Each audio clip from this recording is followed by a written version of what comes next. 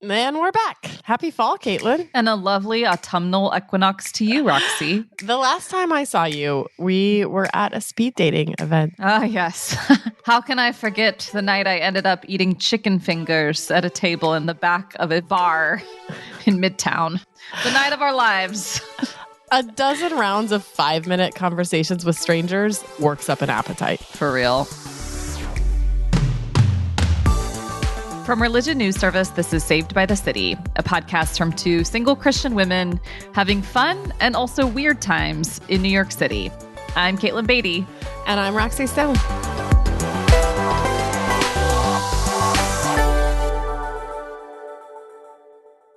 What did you think of the speed dating event? Aside from the chicken fingers, which were actually pretty good, I will say. I'm happy to hear it. It was better than I thought it would be for a lot of reasons. Now, our listeners don't know this, but you asked me to go with you. I did. I thought you'd enjoy it. I had been once before, and I had talked to you a little bit about it, and I was like, let's do it again, and you should come. And you just kind of signed up, and it's an age range, and then you get there and they assign you to a table, and then like the women sit on kind of the inside and the men sit on the outside, and then every 5 minutes they ding a bell and the men rotate to the next woman, and then you have 5 minutes to have a conversation with the next person that sits down next to you. So I guess one thing as you're describing it, one thing I'm realizing that I liked about it is that it's structured and it's like taken care of for you. Yeah. The organizers have created the structure. They're keeping track of the time. They gave us these little sheets where we could write down people's names and like identifying details. Hopefully no one wrote like boring conversationalist. There was one person who at the end of it, I didn't write it down right away. And so I had to go back and write it down like after one conversation, and I literally couldn't remember any of the details. I was like, oh no, that's why they have you write it down. And maybe also the fact that you couldn't remember any details was your answer. That was the sign. Yeah. But I liked the structure. I liked that, of course, you're going to have a range of enjoyable conversations or not. There were some real awkward conversations. Yes. And some good ones. Yeah. Like, how bad can a 5-minute conversation be? Because even if it's like pulling out a tooth, it's only going to be for 5 more minutes. Right.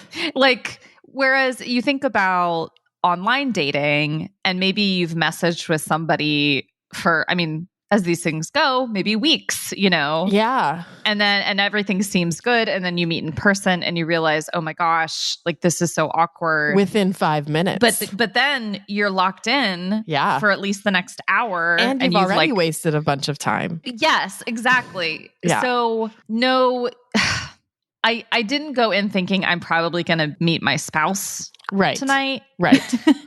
I think going in with specifically low or sober expectations is good. But I so much preferred it to swiping on the apps.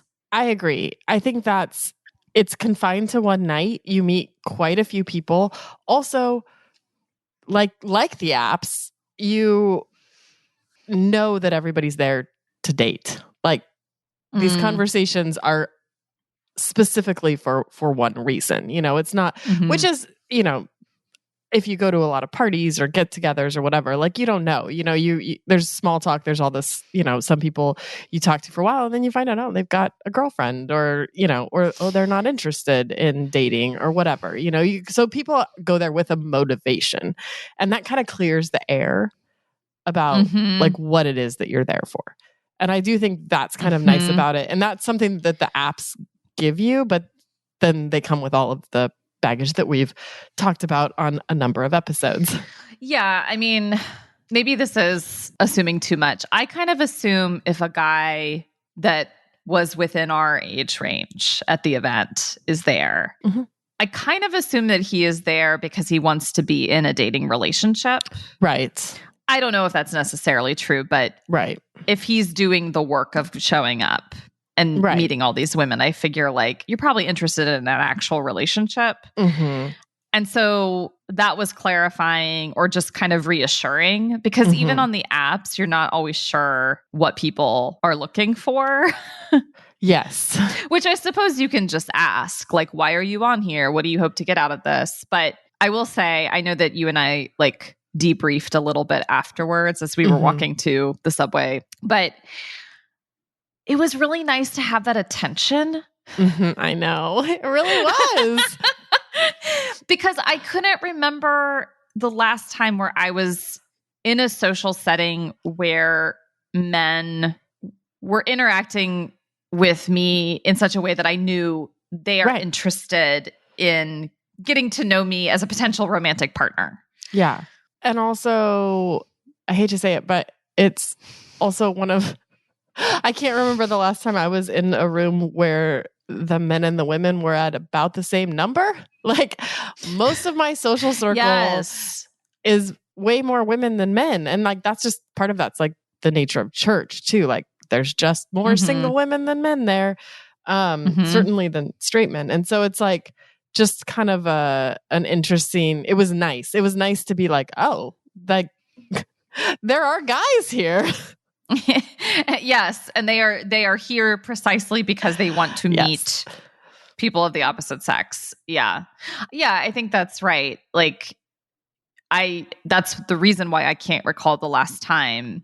It's because it's probably been since like college or at least in my 20s that I would have been in a space where there were tons of single people who were like more or less even numbers. Right. So, maybe that's a thing we should examine at some point on this podcast. Why creating our own dating service? Oh yeah, maybe. I was gonna say let's talk about the social issues that have led the pews to be full of more women than men, but we could do that too. Start a dating service. So at the end of the speed dating, we were all supposed to add a check mark to anybody who we had met, who we were interested in seeing again. You know, the organizers took our sheets, and then anybody who, like, if two people mutually checked each other, they got each other's email addresses. I got one guy's. I have not followed up with him. He has not followed up with me. Well, so was it worth it? And did you match with somebody and did you meet up with them? So I did match with someone, but I haven't met up and I don't know if I will or not, which I feel a little bad about. So the last time I went, I actually met someone after the speed dating, like at the mixer, because there's like a mixer afterwards. And, you know, it ultimately didn't lead to anything. But so in part, I went into it like with an experience of some success from the time before. So, you know, I think it's probably a mixed experience. Did you think it was worth it? Would you do it again? I would definitely do it again because it was just fun. Yeah. You know, like, even if I don't end up meeting up with somebody or like nobody adds me to their check marks or whatever. Like it was fun to be in a space where you're mingling and meeting new people and enjoying that attention and like going with a wing woman. So much more fun than swiping. Yeah. Like I would say Saturday night on a summer weekend in New York, 7.5 out of 10. Yeah. Like a pretty good Saturday night. All things considered. And it ended with chicken fingers, like as all special nights in New York do.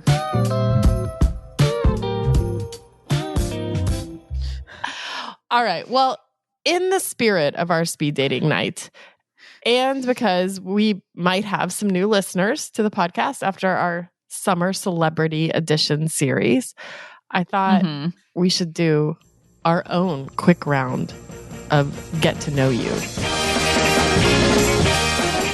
Even though we already know each other. Right. Well, What is friendship, if not a lifetime of learning about each other? That's beautiful. All right, here we go. Who's going to go first? I'll go first. All right. And start. Katelyn. Hi. Where'd you grow up? How would you describe your hometown's vibes? Oh, that's really a good question. Thanks, Roxy. I'm such a Midwesterner. I grew up in Dayton, Ohio, and I would describe the vibes as suburban highway sprawl, but friendly, like not quite a small town feel, but friendly people, as most Midwesterners are. What's the best place you've ever traveled to? Oh, switching gears a little bit. Several years ago, I went to Morocco, and I would say that that's the coolest place I've ever traveled to, in part because we did like a desert excursion. So the group that I was with, we spent like 3.5 days in the desert. We went on camelback to get there, and then we were in like the big Bedouin tents, and there was a sandstorm one day, so we couldn't even you couldn't see very far in front of you. It was pretty cool. And the stars were epic every night. Yeah. That's amazing. It was really neat. I loved it.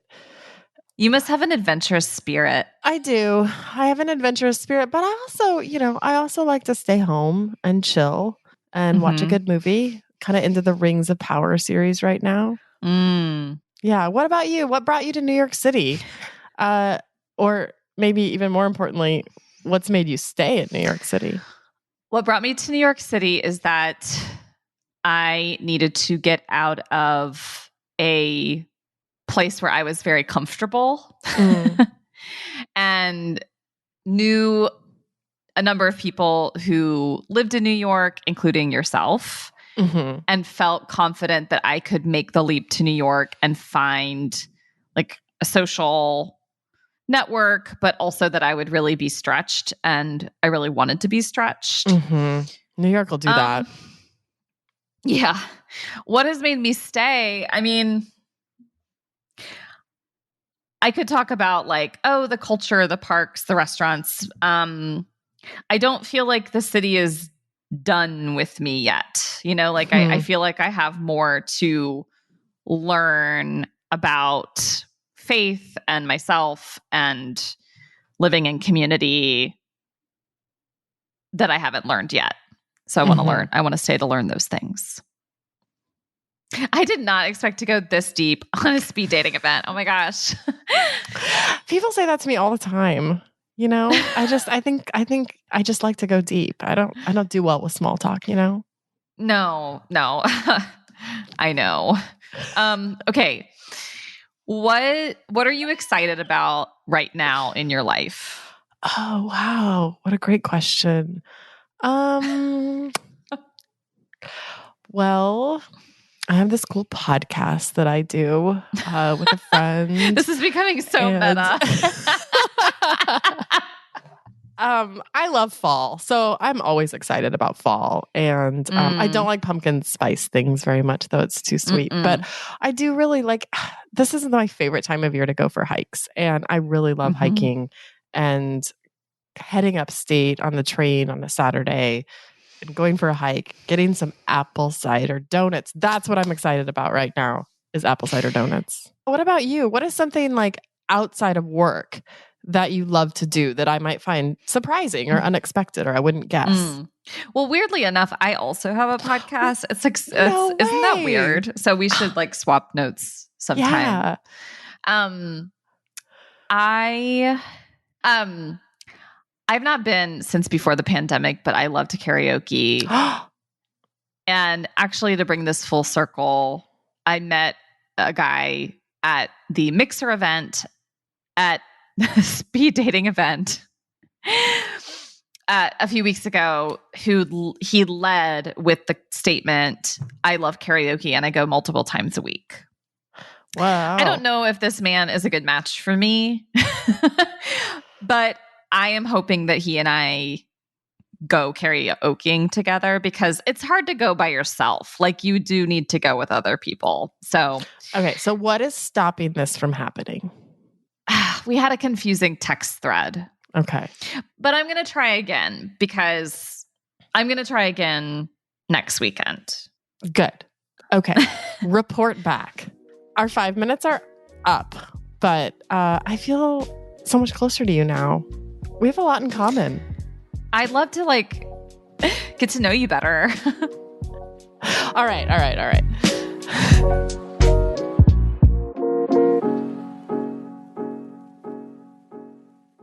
I love that you love karaoke, Katelyn.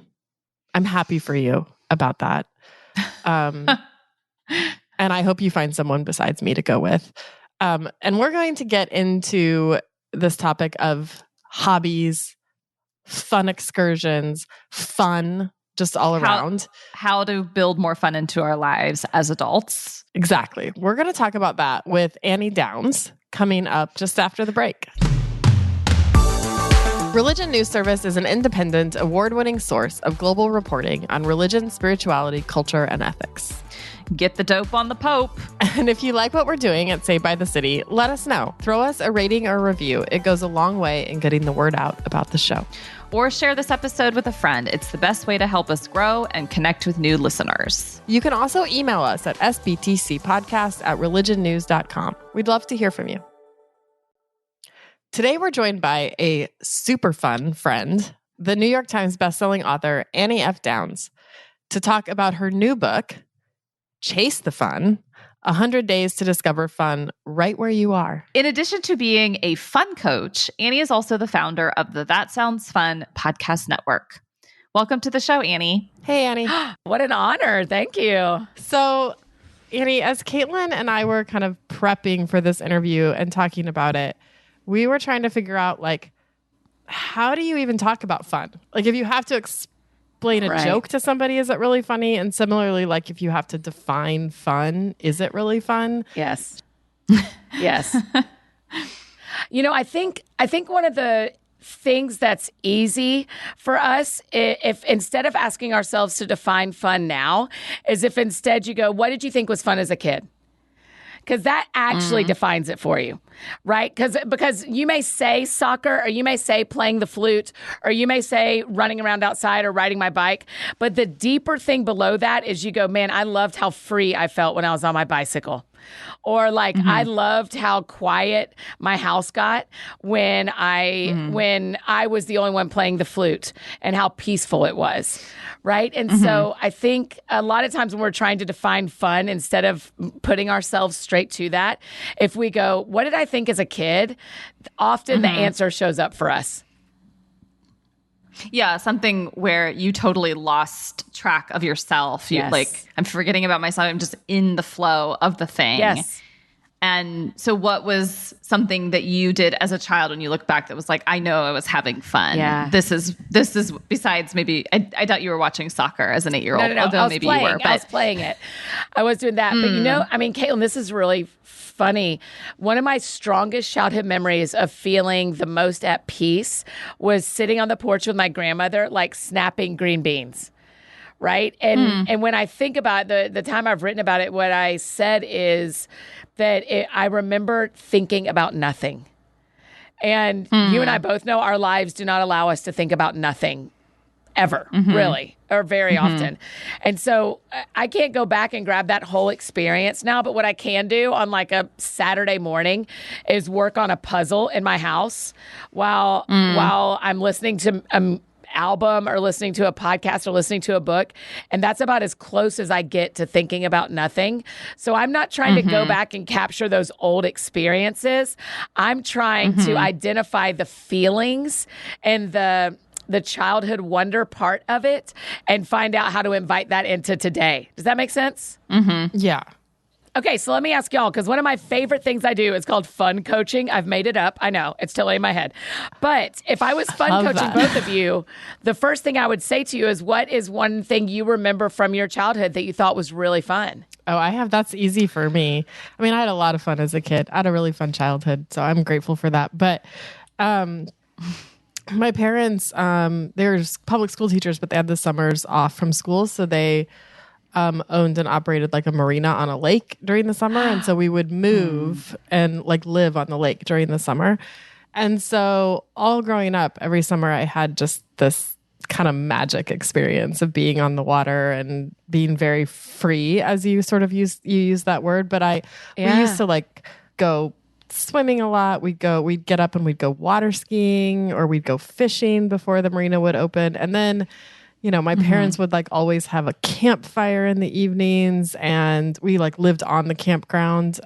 So it was so fun and so freeing. And some of my favorite childhood memory is like being on the boat and watching my dad water ski behind me, like at sunset. So he would be like, he was like silhouetted against the sun, and he would like spray up these water crystals that would like dazzle in the sunlight. It was pretty great. This is just a whole mesmerizing experience. I know. And then Roxy discovered the meaning of life as a 7-year-old. I don't mean to be just piggybacking off of Roxy, but it's gotten me thinking about, one, I was in Girl Scouts, so camping, going on camping trips, and singing very silly songs with the other girls around a campfire.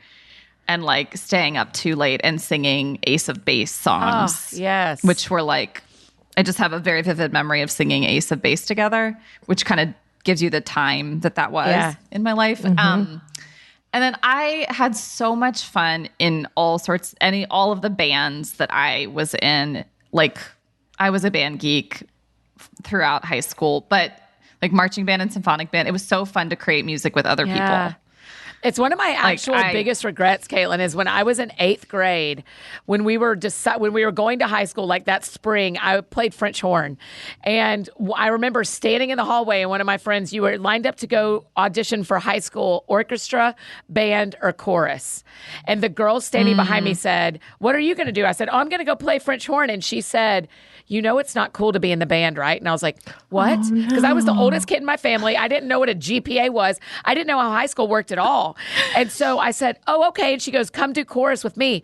And I quit the French horn right there. And I regret it so much. I think I would. And so now even like my season tickets at our local theater, I sit by myself in the balcony because I want to see the French horn player and the stage. I mean, I love it. But man, I regret not just liking what I liked. That's so funny. Yeah. Well, that goes back to the self-forgetfulness thing, where you're not thinking about how other people are perceiving you when you're doing the thing. You're just in it so deeply. Yes. Well, we were definitely not cool in band. She was right about that, but we had a blast. But like in the long run, were you? I mean, was it? Who cares? Like, it is one of those where you kind of go like, we were cool to each other. There was still a hierarchy in the band, right? There was still a coolness hierarchy inside the band. And so you kind of go like, man, when you look back on life, the people now that I'm friends with that I think are the coolest long-term in their lives are the ones who have liked what they like and have not let culture or the girl behind them in the hallway in 8th grade say what you could do with your high school life. I feel like the odd man out here, in that my regret is probably staying in band all the way through my senior year. Say why, Roxy? What'd you play? Because I was not good at it. And I'm just like not a super musical person. And I am glad like I learned how to read music and all of that. But I had way more fun doing other things. And then band was sort of like this extra stressor that I just felt like I had to be in because it was important for whatever. Like, it was a small school, so it kind of felt like you had to be in everything. Yeah. But, you know, I even chose the simplest instrument, which is like the baritone, basically the tuba, because it just goes boom, boom, boom, boom. So it's like very easy, you know? Actually, the triangle is the easiest. Maybe. I don't know.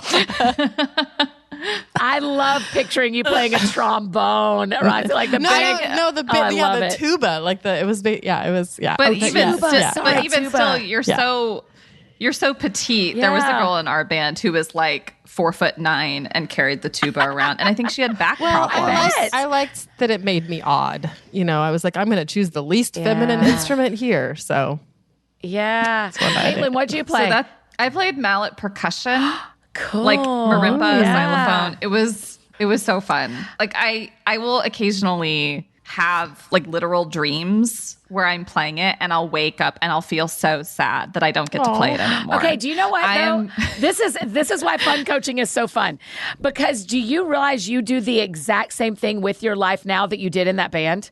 You set a beat and you tell us what that beat is and you tell us when we're off beat. It is what you do. You are still doing it. It's just amazing. It's like you have one gift, this one beautiful gift that God put in you that played out in band then, and it plays out as a grown-up now. And Roxy, the same is true of you. You hold big things for us. You do. You hold big things for us. And so you can see it. That's why fun matters, right? That's why all this matters. And that's why the French horn was great for me, because it is the harmony, right? I'm not trying to be the melody. I love being the harmony. And so, Katelyn, as you and I know, we're talking about when things are not harmonious, I really struggle because the theme of my life is hoping to be part of the harmony. And so we even all three in our fun thing that we picked one that really goes along with why God put us on the planet. Okay, this fun coaching thing is cool. I like it. I was going to ask.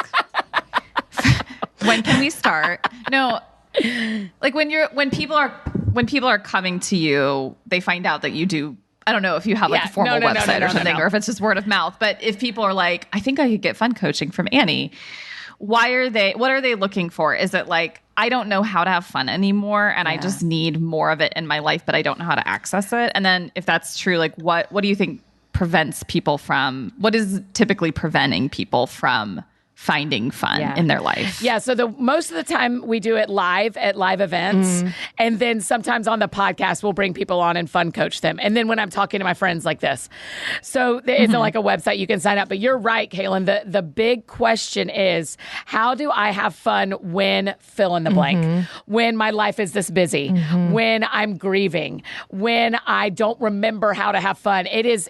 I have lost this thing. Please help me find it.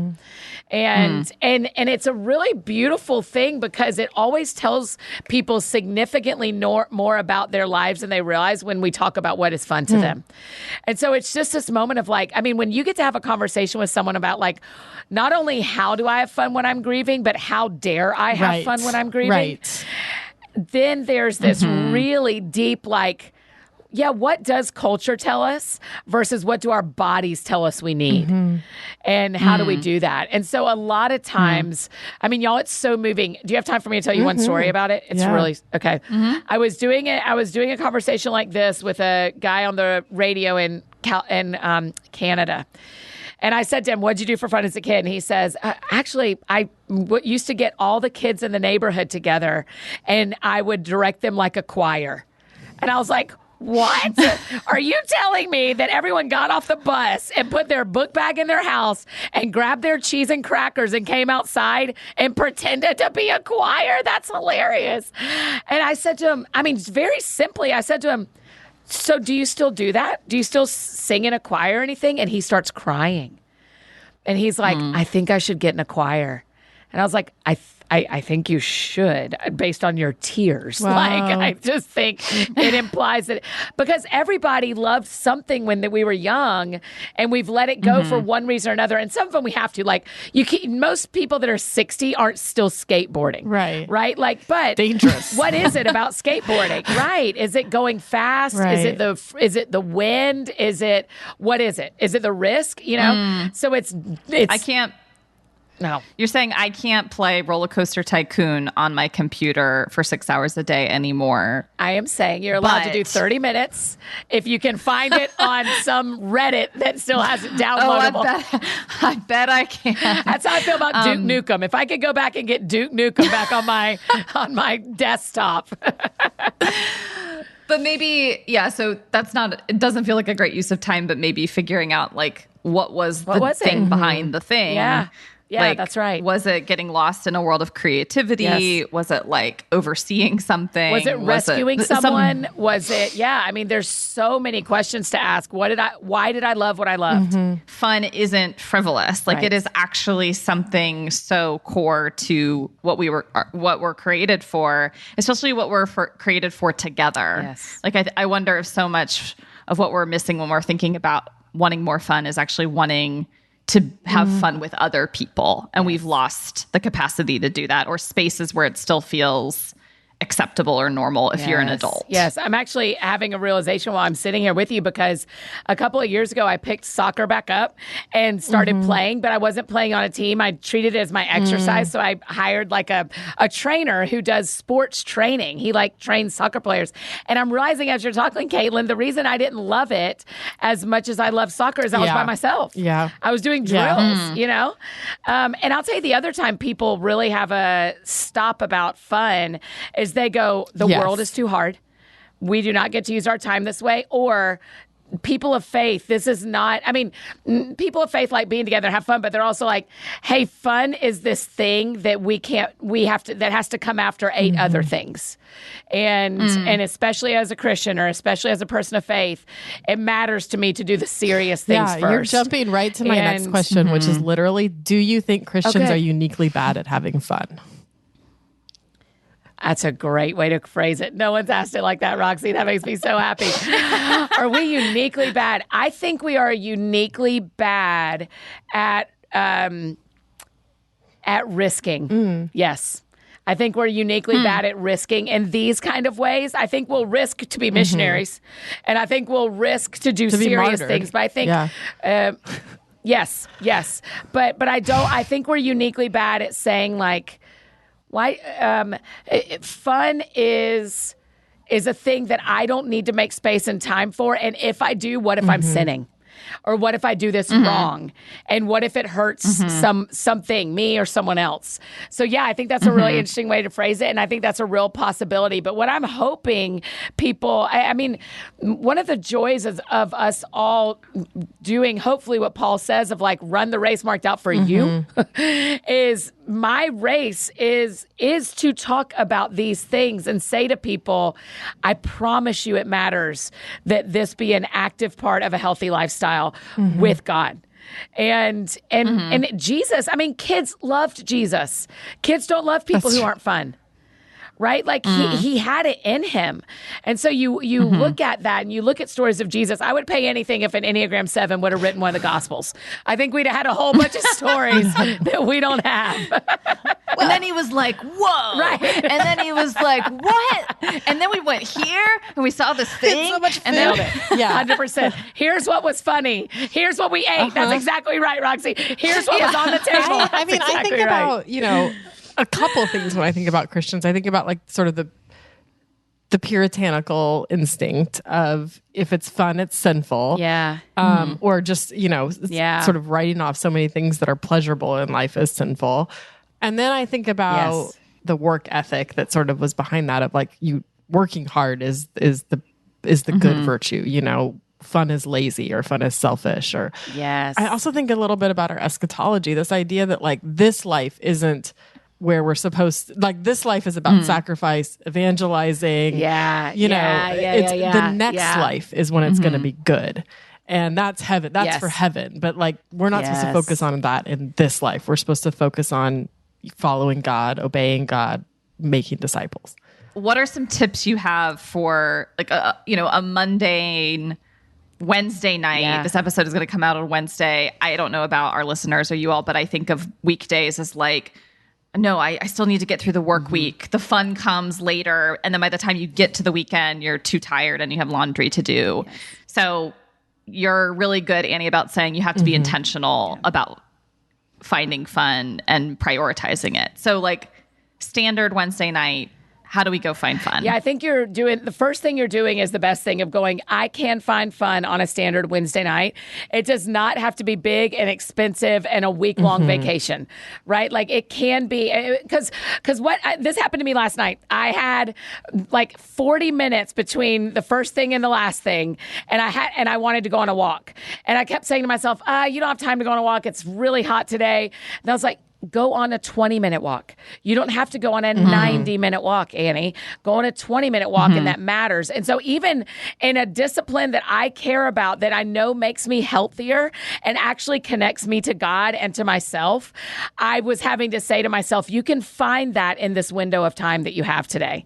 And I actually think a lot of people that we need to treat fun like that too, of going like, man, get out a puzzle and work on it for 20 minutes and get one of those mats that rolls it up so you don't have to leave it on your dining room table till you're done unless you want to. Or, get in the kitchen and make something. Sit and read a book for 20 minutes. Our friend, y'all know, Laura Tremaine. Laura does this beautiful thing where she, on her Instagram, where she'll say, okay, we're going to read for 20 minutes. And she goes live and she points her camera at a fish pond and invites people to sit there and read with her for 20 minutes. Like that's what I think that's the invitation, Katelyn, of going like, on a Wednesday night, how can you spend 20 minutes? I was talking to some teacher friends of mine, and they were, the one in charge kind of said, like, I'm trying to help my staff have more fun. And I was like, just try every guacamole in your city. Just try every guacamole and just like see, right? And that is like not hard to go, hey, let's go for 30 minutes to a happy hour and rate the guacamole at this Mexican place, right? Like it's finding little things like that make good memories, that connect you with people, that connect you with yourself, that are going to be part of the healthy lifestyle. It's part of the healthy lifestyle I want to live. It's like a spirit of discovery. Yeah, that's beautiful. That's right. And you don't have to spend a ton of money and you don't have to plan it weeks in advance. It's like, and we, Roxy and I live in a place where you can walk out of your apartment building and like find crazy things totally unexpected around the corner. Yeah, I think it's... So I saw you say that on Instagram, Katelyn, where you were like, my place, I've got these great bagel places right out the door.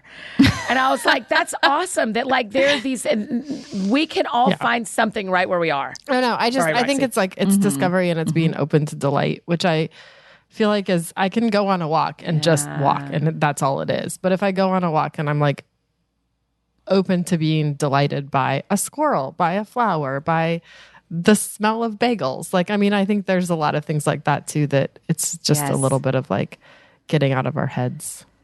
But yeah, that's beautiful. That's right. And it's not frivolous. When you have those experiences, you realize that you come back feeling totally restored. Yes. You're like, oh, I was thirsty for this thing and I didn't realize it until I got the thing. Yes.